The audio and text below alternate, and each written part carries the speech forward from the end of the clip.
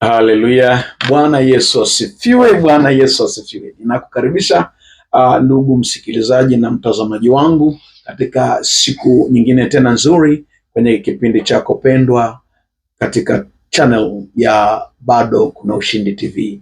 Haleluya. Anayekuletea ufafanuzi huu katika makala inayoendelea leo, tuko kwenye makala yetu episodi ya 3. Bwana Yesu asifiwe sana. Haleluya, haleluya, haleluya.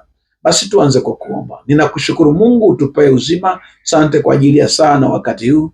Naomba mbariki msikilizaji wangu, mpe neema ya kuelewana na yale ambayo umetaka ayafahamu kwa utukufu na ustawi wake kiroho na kimwili, kwa jina la Yesu, amen. Haleluya. Basi leo siku yetu nyingine tena, ni episode ya 3. Tutajifundisha katika mtiririko wa somo letu lile lile. Leo tutajifundisha siri ya double reset. Double reset au teknolojia ya nafsi na tabia ya kisaikolojia na majira. Haleluya. Unajua kureset, nafikiri watu wengi mnafahamu, mlio na simu janja kureset. Bwana Yesu asifiwe sana. Na nataka tuende pamoja. Je, muda ni mstari usio na mwisho au mzunguko wa rehema? Hili ni swali ambalo tunataka kuanza nalo tunapotaka kufanya kuyaangalia makala haya ya leo kwa kina. Swali: je, muda ni mstari usio na mwisho au ni mzunguko wa rehema? Bwana Yesu asifiwe sana.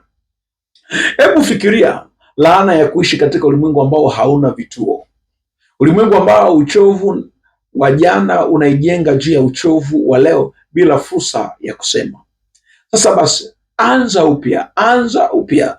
Kitaalamu au kiuchunguzi, binadamu anayeanguka dhambini alipoteza uwezo wa kuishi katika saa ya milele, eternal presence, hali ya kimbingu ambayo haina mwanzo wala mwisho, yaani umilele aliyoumbiwa nao kwanza.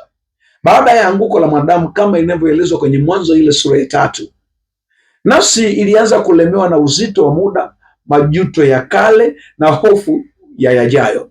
Ili kumlinda mwanadamu asisambaratike kiakili au psychological breakdown, Mungu aliingilia kati kwa kuweka mfumo wa vipaumbele vya muda kama faraja na tiba kwa mwanadamu. Maandiko yanathibitisha teknolojia hii ya Mungu katika Maombolezo sura ile ya 3 mstari wa 22 hadi wa 23. Anasema, ni huruma za Bwana kwamba hatuangamii, ni mpya kila siku asubuhi, rehema zake ni mpya kila siku asubuhi.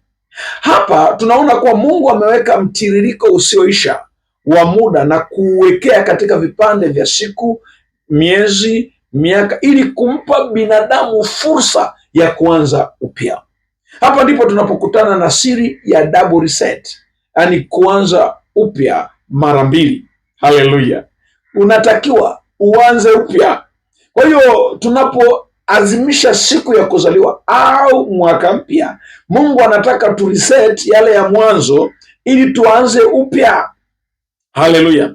Huu ni mfumo wa kipekee unaomruhusu mwanadamu kukatisha mnyororo wa maumivu na kufungua ukurasa mpya kupitia vituo viwili vikuu. Haleluya. Kituo cha kwanza, reset ya kwanza ni mwaka mpya wa kikalenda, inaitwa the collective reset. Hii ni tabia ya kisaikolojia kwa ajili ya mahusiano yetu na ulimwengu wa nje. Dunia inapopatana kuanza mwaka mpya, inatengeneza nguvu ya pamoja, inaitwa fresh effect. Haleluya. Tunapoangalia jambo hili katika msingi wa kibibilia, katika Kutoka sura ya 12 mstari wa 2, Mungu anamwambia Musa, mwezi huu utakuwa mwanzo wa miezi kwenu, utakuwa ni mwezi wa kwanza wa mwaka kwenu. Mungu anaamuru kureset ya kikalenda ili kuwatoa Israeli katika saikolojia ya utumwa na kuwaingiza katika saikolojia ya uhuru na kumiliki. Kazi ya kureset ni nini? Kazi ya kureset inafanya kazi ya kufuta virusi vya kushindwa kwa pamoja na kumpa mtu hamasa na kupanga vipaumbele vya kimwili, kiuchumi na kijamii. Kwa hiyo kureset katika mwaka mpya ni wakati wa kuvuka Yordan kulingana na Yoshua 3:7, ili kuanza kutukuzwa na kumiliki katika mazingira mapya. Bwana Yesu asifiwe sana. Riseti ya pili, mwaka wa kuzaliwa inaitwa the personal soul reset. Haleluya, the personal soul reset. Huu ni riseti ya pili, mwaka wa kuzaliwa. Jina la Bwana libarikiwe sana.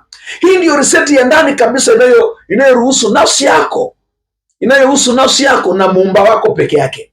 Huu ni mwaka wako mpya wa ndani, sio wa nje. Ni mwaka wako mpya wa ndani unaokuhusu wewe peke yako, ukiashiria siku uliopewa pumzi ya uhai, siku uliokabidhiwa kusudi maalum, siku uliokabidhiwa jukumu na Mungu la kuja kufanya huko duniani.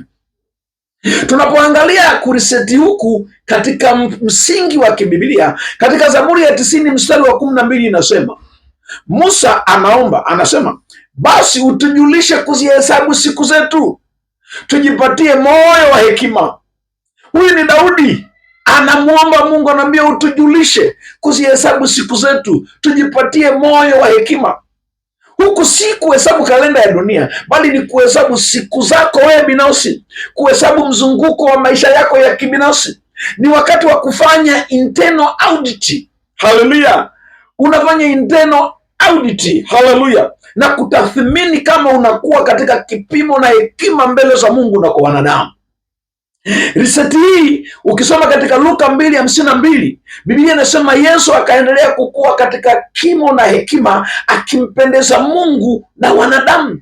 Maana yake alijifanyia tathmini. Kadri alivyokuwa anakuwa, alijitahidi kuhakikisha maisha yake yanazingatia sana kumpendeza Baba yake na wanadamu wanaomzunguka. Bwana Yesu asifiwe sana. Kwa hiyo kazi ya kuriseti ni nini? Kazi ya kuriseti